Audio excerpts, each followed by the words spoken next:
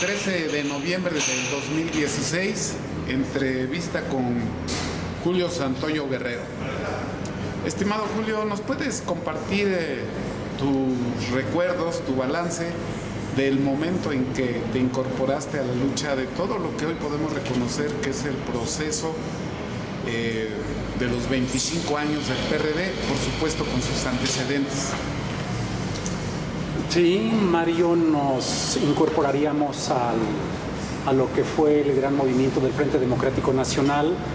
Tu servidor, como muchos otros que nos incorporamos a este gran movimiento, proveníamos de lo que ya para muchos en este momento resultaría un concepto demasiado antiguo. Veníamos de la izquierda socialista y comunista.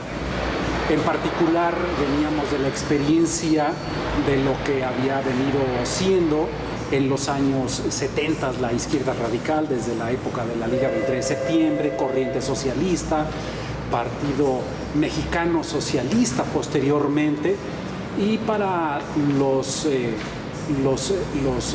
meses en que se fraguó el Frente Democrático Nacional, recuerdo que se daba un debate bastante intenso entre las organizaciones políticas que se aglutinaban dentro del Partido Mexicano Socialista, y recuerdo que se discutió de manera bastante particular acerca de la posibilidad de una gran transformación política en el país, que para quienes veníamos de la izquierda socialista nos sonaba un poco no tan familiar, porque se hablaba de una transformación democrática, cuando en nuestro lenguaje habría sido mucho más afín el escuchar el concepto de una transformación en la perspectiva del socialismo. Sin embargo, se hablaba más bien de una transformación de orden democrático, con una participación de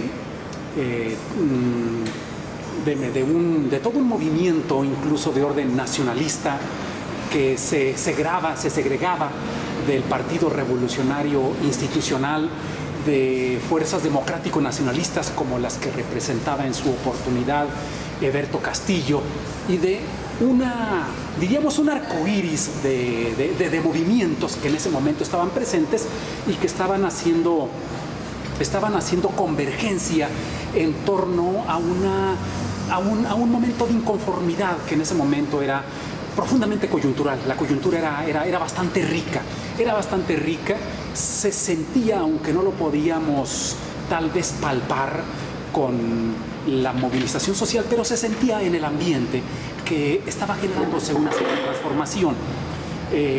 Entendíamos que de pronto este nuevo discurso de la posibilidad de esta transformación democrática estaba cuajando en estos niveles ya de coordinación de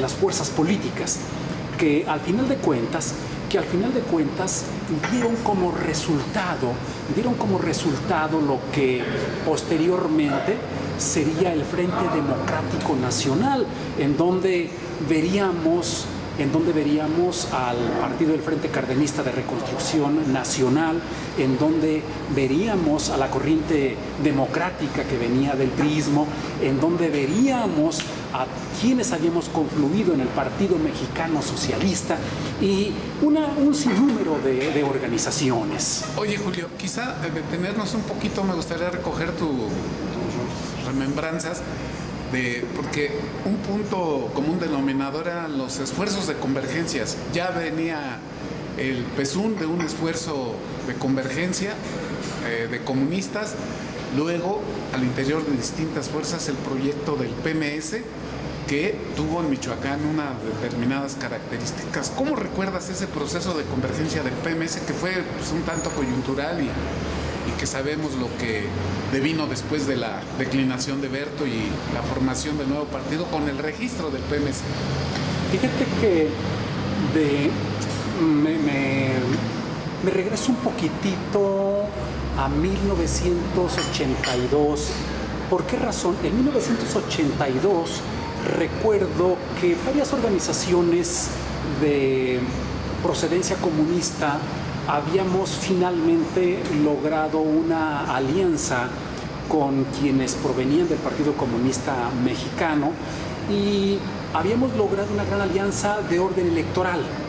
Recuerdo una gran concentración en donde por primera vez los comunistas arribábamos al Zócalo de la Ciudad de México en un cierre de campaña, y quienes habían tomado la palabra en aquel evento pues venían de aquellas expresiones que habían sido excluidas de un espacio público tan importante como era el Zócalo de la Ciudad de México, y que estaban haciendo patente allí la posibilidad de que la izquierda tenía al final de cuentas las condiciones para poder avanzar en la unidad. Y esto es importante porque la historia de los comunistas en el país, y creo que en todo el mundo, era una historia de sectarismo, era una historia de confrontación, de encuentros, de desencuentros, de rupturas, en fin. Y creo que el 82 marca un primer precedente dentro de las fuerzas comunistas para poder lograr esa primera convergencia. Creo que un segundo precedente lo marca el terremoto de 1985, donde las fuerzas comunistas que estaban haciendo trabajo en diferentes ámbitos de la Ciudad de México, de pronto empujados por lo que teníamos enfrente, a la gran tragedia nacional, de pronto se vieron prácticamente empujadas por este gran movimiento de inconformidad, y que, bueno, no quedó prácticamente de otra más que verse en los hechos con la necesidad de tener que resolver acerca de la unidad para poder enfrentar una situación bastante difícil para el país, y desde luego una gran oportunidad de organización política para las fuerzas de izquierda. Así es que cuando se presenta el Frente Democrático Nacional en el año del 88, ya hay todo un precedente. Ya hay todo un precedente, incluso ya hay, por decir así, una cierta mínima experiencia de cómo articular estos procesos de convergencia para que sean más permanentes. Así es que la experiencia del Partido Mexicano Socialista es una experiencia de mayor permanencia de las fuerzas socialistas en un proyecto que además ya no se plantea necesariamente el tema de la dictadura del proletariado y estos temas que eran ya muy comunes en la época de los 70s y tal vez principios de los 80s, sino que se plantea ya el concepto de gobiernos democráticos, en donde se asume que este país necesita subrayar el concepto de democracia. Pero esto creo que también tiene mucho que ver con lo que ya empieza a ocurrir en lo que es el bloque socialista. Recuerdo, estamos hablando en esta época ya del discurso de la glasnost, de la perestroika en el propio bloque socialista. Entonces empiezan a desdibujarse el relato del socialismo como lo conocíamos. Y empieza a tomar, empieza a vivirse algo así como una primavera del concepto y de la visión de la democracia. Y eso no nos es ajeno en México. Y esto aparece permeando el discurso de la izquierda socialista para 1988.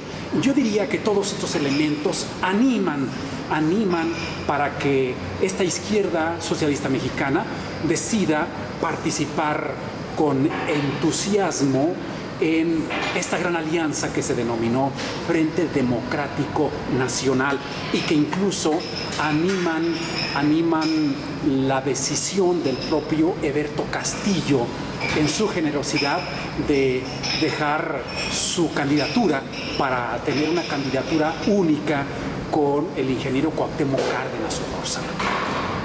¿Cómo ves a la distancia el proceso de la incorporación de los socialistas impactados por la caída del muro de Berlín, el inicio de las políticas económicas neoliberales en el mundo y en México en particular? Fue una incorporación llena de mucha polémica, de discusión, de proyectos, de partido, de sociedad, de la lucha predominante por alcanzar la presidencia de la República, de construir un partido con determinadas características. ¿Cómo lo recuerdas particularmente en Michoacán? Debo decirte en primer lugar que en general creo que la izquierda socialista, en aras de esta alianza amplia, innecesariamente nos desdibujamos. Innecesariamente nos desdibujamos. Y creo que esto nos ha traído la tragedia que hoy día vive el PRD. Creo que esto ha traído la tragedia del PRD en dos ámbitos. En el ámbito de la consistencia ideológica y en el ámbito de la templanza moral. ¿Por qué razón lo digo? ¿Por qué razón lo digo? Porque no estaba sobrando el hecho de que tú tuvieras un planteamiento ideológico. Y desde luego, mucho menos estaba sobrando la trayectoria y la autoridad moral que tenía hasta ese momento la izquierda socialista en este país. Creo que, diríamos en términos de broma, a la izquierda socialista de la época se nos pasó la mano en la rectificación. Si es que se quisiera ver, se nos pasó la mano y nos espantamos demasiado con la caída del muro de Berlín. Y la caída del muro de Berlín, que puso en cuestión varios de los principios del discurso socialista, nos hizo ponerles la cruz, nos provocó espanto. Y en ese espanto terminamos corriendo, huyendo, y nos desdibujamos por completo. Nos desdibujamos por completo. En Michoacán, las fuerzas que proveníamos de la izquierda comunista socialista no éramos una fuerza muy grande.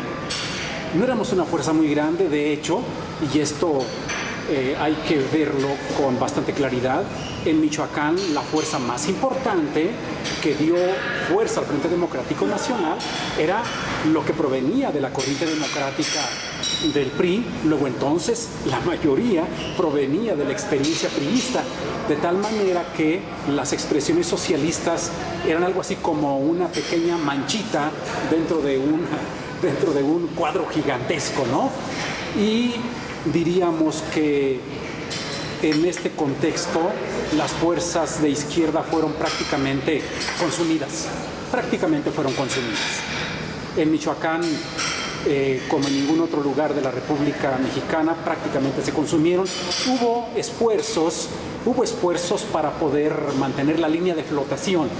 Y recuerdo, por ejemplo, algunas fórmulas de cohesión que se dieron, como la experiencia del Grupo 20 de Noviembre, donde quienes proveníamos de esta izquierda tratamos de converger ahí, de encontrarnos para poder crear un polo que nos articulara en ese pensamiento y que tuviera presencia en el primer comité ejecutivo estatal del PRD, del cual, por ejemplo, yo fui parte, recuerdo, incluso formé parte del comité ejecutivo estatal gracias al impulso que tuvimos por parte del Grupo 20 de Noviembre.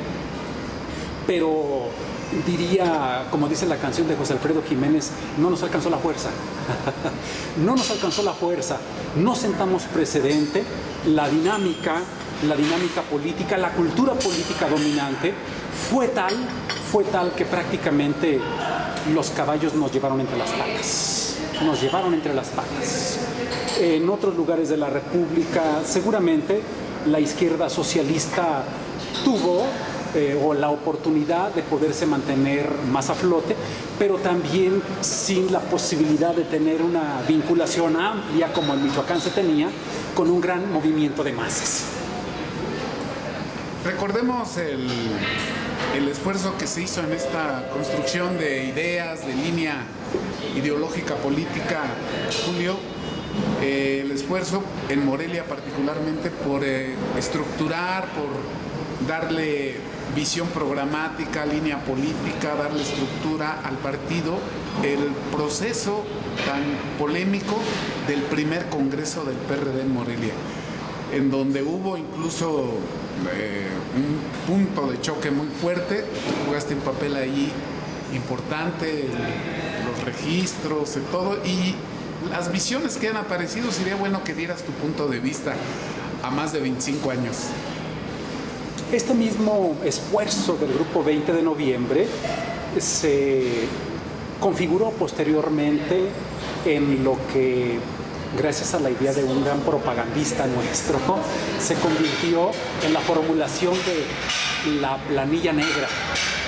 De la planilla negra, que diríamos ser una fórmula demasiado atípica, porque diríamos, pues tienes la planilla roja, la planilla azul, la planilla amarilla, la planilla arcoíris, pero tenías la planilla negra. La idea era que el nombre pudiera tener la atención de la militancia perredista, y se jugó un papel efectivamente muy importante, porque efectivamente se atrajo la atención de sectores importantes del municipio de Morelia.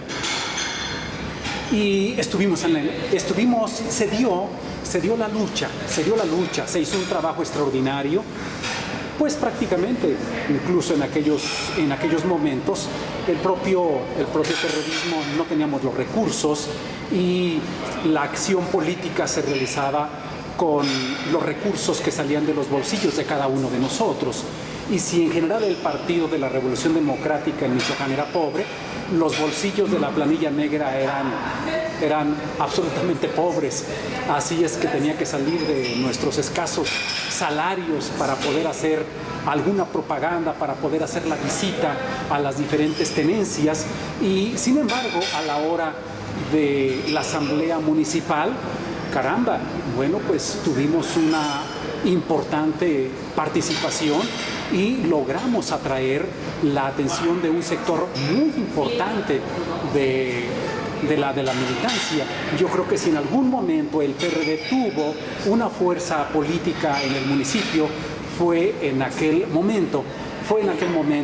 Desafortunadamente no se supo aprovechar esta meseta de participación. Yo creo que fue, diríamos, en la historia del PRD, la época de oro del perredismo en el municipio de Morelia en términos organizativos, en términos de participación. No logramos el propósito de ganar, pero desafortunadamente pudimos darnos cuenta que la cultura que tanto habíamos cuestionado, que además permeaba al naciente partido, se había hecho presente allí. Nos referíamos a la cultura de la coacción del voto, a la cultura de la compra del voto. Toda esta cultura que provenía del priismo ya estaba apareciendo. Estamos hablando del año, si mal no recuerdo, de 1990, 1991. Así es que ahí apareció, ahí estaba. Yo creo que cuando varios de nosotros nos dimos cuenta de ello, tal vez no dimensionamos lo que teníamos en la mano. No dimensionamos ¿por qué? ¿Por qué lo digo? Porque el partido tiene como su apellido de la Revolución Democrática. Y después de 20 y tantos años de estas experiencias, yo podría decir que el Partido de la Revolución Democrática, si algo le ha quedado a deber a los michoacanos y ya los mexicanos, ha sido precisamente la Revolución Democrática. Ha sido la Revolución Democrática. No pudimos vencer la cultura del priismo, no pudimos vencer la mala cultura de la cual queríamos huir y la cual veníamos cuestionando. Yo creo que la colonización del priismo dentro de la cultura perredista ha sido la peor de las desgracias que hemos tenido, y ha sido la peor de las omisiones en nuestra militancia y en quienes han asumido las funciones en los diferentes comités directivos, desde los comités municipales, los comités estatales y el Comité Ejecutivo Nacional. Como michoacano, como ciudadano, como analista político, ¿cómo valoras los 10 años de las políticas públicas del PRD en Michoacán? Mario, una sola palabra: fallidas. Creo que son fallidas en general. Creo que la falta de una conceptualización ideológica se ha traducido en la falta de consistencia de políticas públicas serias. ¿Y por qué? Pues hay una relación. O sea, tú no puedes jugar a la neutralidad en términos de las políticas públicas. ¿Con quién estás? No estamos en una sociedad donde los poderes fácticos de la riqueza no jueguen su papel. Las políticas públicas tienen que ver con ello. Si en México tenemos esta terrible discrepancia entre riqueza y pobreza, es porque las políticas públicas han tenido una cierta orientación y porque lo han permitido. Y si el PRD no ha tenido una visión ideológica precisa, pues en consecuencia le ha hecho falta tener una política pública precisa para poder abordar, por ejemplo, el asunto de la pobreza en la propia entidad. Y lo que ha generado han sido políticas públicas, diríamos, a medias. No han sido políticas públicas enteras. Han tratado de querer combatir la pobreza sin ir directamente, diríamos, a lo que motiva la pobreza. Han tratado de ser más correctivas, más en términos un poco más populistas. Vaya, cuando tienes que tomar el problema más a fondo. O sea, tienes que ver que hay un problema estructural en términos de la distribución de la riqueza en este país. Y aquí implica una política económica cuando eres gobierno en una entidad. Y tienes que plantearte políticas a esos niveles. Y si tú quieres hacer la revolución democrática, oye, confía en tu sociedad, confía en tu pueblo. Déjale a tu sociedad y déjale a tu pueblo amplios niveles de participación para que asuman su responsabilidad. Yo creo que en este punto incluso el PRD le ha ganado la timoratez, o de plano ha sido muy mezquino al no querer compartir con la sociedad las posibilidades del poder público y establecer políticas públicas donde la gobernanza sea el elemento central, es decir, en donde la sociedad participe directamente de manera corresponsable en la toma de decisiones y en el ejercicio del gobierno. Julio, en todos estos años, ¿tienes alguna anécdota personal, sea dolorosa, peligrosa, llena de felicidad, llena de esperanza, que quisieras compartir, como que la destacas dentro de todas esas vivencias? Sí, desde luego, y tiene que ver justamente con la jornada electoral del 6 de julio, de 1988. En ese día se me pidió que estuviera en Zitácuaro con el candidato a diputado, el doctor, se me va a quitar el nombre, y estuvimos en su casa de campaña. Y recuerdo que a eso de las 5 de la tarde llegó a la casa de campaña un viejecito, tendría yo creo que unos 75 años, y era una persona a quien se le caían las ropas desgastadas y de humildes, sus guaraches completamente desgastados, traía un gabán deshilado, un sombrero de paja. Bueno, la pobreza se le miraba por todos lados. Y llegó y le pregunta a nuestro candidato, le dice: oiga, doctor, yo no he podido votar, no me han querido dejar votar. ¿Pero por qué no has votado?, le pregunta el otro. Dice: pues no sé, dice, no he querido votar, dice, no me han dejado votar, perdón, dice, y yo quiero que usted me ayude. Ah, pero no te dejan pasar en la mesa o qué. Dice, es que me dicen que no tengo mi credencial, pero yo ya les enseñé el papel con el que debo de votar. Dice, yo, ya has votado en otras ocasiones, en otros 6. No, dice, es la primera vez que yo voy a votar, dice, porque en esta vez, pues, va el hijo del Tata y quiero votar. Ahora, es la primera vez que voy a votar. Dice, le pregunta, muéstrame tu credencial, tal vez esté ya vencida. La del lector puede ser el problema. Oye, el viejecito saca. ¿Recuerdas aquellos calendarios que dio el PAR? Donde por un lado tenía la fotografía del ingeniero Cárdenas. Fue candidato al PAR. Él pensaba que esa era la credencial con la cual él podía votar. Le dice el candidato, híjole, es que con esto no puedes tú votar.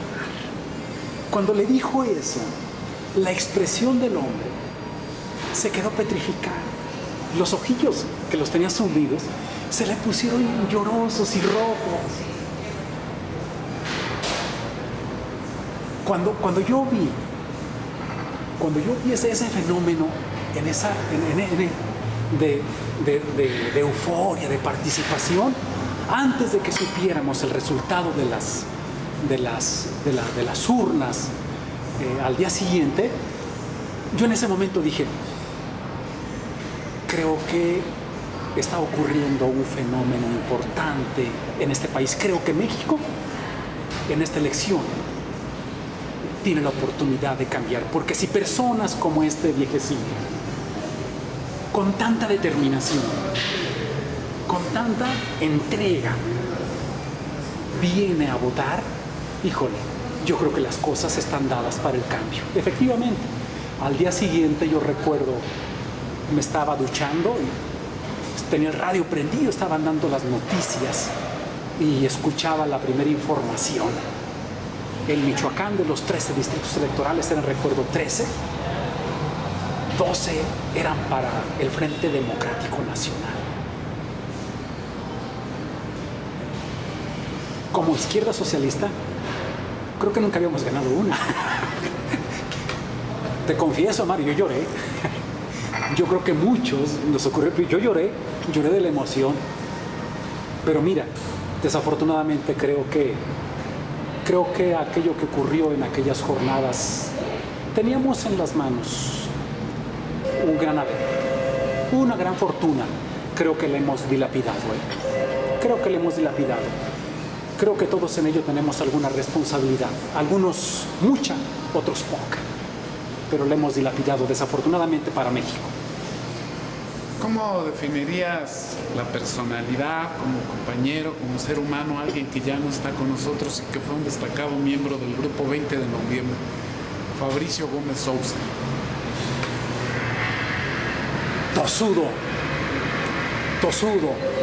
Tosudo, de esa gente que hace falta. Podías estar en desacuerdo con él por lo tosudo que era, pero era de la gente que hace falta. Que hace falta porque era de esa gente que te ponía contra las cuerdas. Que te ponía contra las cuerdas con sus razones, con sus argumentos. Y te ayudaba a reflexionar, a pensar. De esa gente que el compromiso lo asumió hasta el último momento de su vida. Es de las gentes que hace falta. De la gente que hace falta en este país y que además mantuvo su rectitud hasta que se fue. En el 2015, ¿cómo ves Michoacán? ¿Cómo ves el PRD? ¿Cómo ves el futuro con el nuevo gobierno que formalmente, nominalmente llega el PRD de nueva cuenta a gobernar Michoacán? Lo veo difícil, Mario. Yo lo veo terriblemente difícil, yo lo veo terriblemente complicado. Yo veo que no existe una estrategia clara del gobierno de Michoacán en los temas torales que a la gente los lleva en la epidermis, le duelen, la gente está muy agraviada en materia de seguridad, está muy agraviada con la clase política michoacana, está muy agraviada en términos de oportunidades de empleo, está muy agraviada en términos de participación social, y yo no veo en ello que el gobierno del PRD tenga una estrategia clara, precisa y creíble. Creo que hasta este momento ha dado bandazos terribles. Diría, nuestro gobernador habla mucho, habla demasiado, se tropieza con lo mismo que declara, y los resultados hasta este momento son terriblemente escasos. Mucho me temo, Mario, mucho me temo, ahorita que estamos platicando contigo, apenas van 35, 36 días de gobierno, y yo veo ya la situación bastante complicada, veo una pérdida en la confianza que la gente tenía en el gobernador Silvano. Mucho me temo que a los 100 días la confianza que se tenía quede completamente esfumada si no hay una rectificación, si no hay un reposicionamiento de la política del gobierno, y si el propio Partido de la Revolución Democrática no hace una sugerencia concreta para que haya un cambio. Yo creo que lo que menos puede hacer el perredismo es creer que los michoacanos, por segunda ocasión, le han entregado un cheque en blanco a este gobierno. Los michoacanos somos muy exigentes, venimos de una experiencia durísima, en donde miles se vieron acosados por la delincuencia organizada, donde tenemos cientos de desaparecidos, donde tenemos cientos o miles de gentes que fueron desplazadas, en donde miles fueron afectadas por el cierre de negocios a consecuencia de la criminalidad, en donde la gente quedó terriblemente agraviada por una clase política que se dejó arrasar por la imposición del centro durante la época del comisionado Castillo. La mera verdad, muchos esperábamos incluso del gobierno de Silvano Aureoles una actitud más soberana, más decidida y sobre todo con mucha claridad en el ejercicio del gobierno, para que la izquierda recuperara por lo menos un lugar digno en el imaginario político de los michoacanos. Finalmente, ¿quisieras agregar algo más? Sí, Mario. A muchos que provenimos de la izquierda socialista, somos gente convencida, y somos gente convencida con la izquierda y con los principios de la izquierda. La igualdad, la justicia, la libertad, son nuestros principios. No los vamos a cambiar, porque estamos convencidos que bajo estos principios se puede construir una mejor sociedad. Y sabemos que esto es posible. Y le agregamos, creemos en la democracia. Nos duele terriblemente que la izquierda esté perdiendo el terreno, que esté desacreditándose terriblemente como está hasta este momento. Nos duele y condenamos ver a la izquierda metida en escándalos como en el asunto de Ayotzinapa. Nos duele ver a gente de la izquierda, o que se dice de izquierda, metida con la delincuencia organizada. Eso es abominable.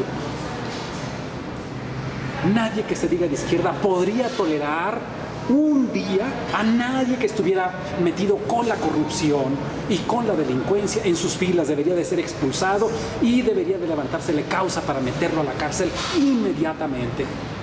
La causa de la izquierda, que debería de ser la causa de los que menos tienen, mira de qué manera infangada. Eso duele. Ese es el reto que tiene el perredismo si quiere seguirse todavía asumiéndose como ser portadores de la bandera de la izquierda en nuestro país y en nuestro estado. De otra manera, no dudo, porque la realidad política así es, tendrán que emerger nuevas fuerzas de izquierda que seguramente los habrán de desplazar. Muchas gracias, Julio. Gracias a ti, María.